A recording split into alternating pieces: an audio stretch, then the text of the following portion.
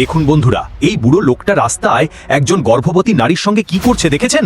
এই ভিডিওটা আমি ফেসবুকে আপলোড করে দিলে নিশ্চিত আমি ভাইরাল হয়ে যাব। বন্ধুরা, আমরা ওই লুচ্চা বুড়োকে ধরে ফেলেছি, আর এই লুচ্চা নিজেই নিজের দোষ স্বীকার করছে। আরে এটা কি হচ্ছে এখানে? চলে যা এখান থেকে, না হলে সবার মাথা ফাটিয়ে দেবো। বুড়ো আজ বেঁচে গেলি। বাবা, আপনি সবাইকে সতীটা কেন বলেন না? সেদিন যখন আমি বাজারে যাচ্ছিলাম তখন দেখি এক গর্ভবতী নারী রাস্তায় যন্ত্রণায় কাঁদছে।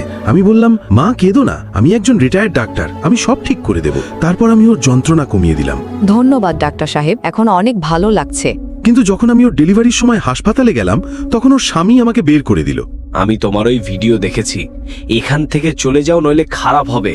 তাই আমি আবার ওই ইনফ্লুয়েন্সারের কাছে গেলাম। বাবা প্লিজ আমার ওই ভিডিওটা ডিলিট করে দাও, নইলে আমার জীবন শেষ হয়ে যাবে। লুচ্চা বুড়ো, আমি নিজে তোকে চোখে দেখেছি, তবে যদি কিছু টাকা দিস তাহলে ভেবে দেখব। হ্যাঁ বাবা, এই নাও টাকা, প্লিজ। দেখো বন্ধুরা, এই লুচ্চা আমায় টাকা দিচ্ছে যাতে আমি ভিডিওটা ডিলিট করে দিই, কিন্তু আমি সেটা কিছুতেই করব না। তারপর আমি বাড়ি ফিরছিলাম, হঠাৎ এক মহিলা এসে মাথায় পাথর মেরে বসলো। আমাকে হাসপাতালে যেতে হলো। এই তো সেই বুড়ো যে গর্ভবতী নারীকেও ছাড়ে না। মারো ওকে, মারো।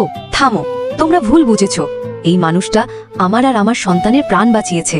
কয়েকটা লাইকের জন্য যে মিথ্যে তুমি ছড়িয়েছো, তার শাস্তি তোমায় পেতেই হবে। কমেন্টে লিখে জানাও, এমন ফেসবুকে ইনফ্লুয়েন্সারদের সঙ্গে কি করা উচিত।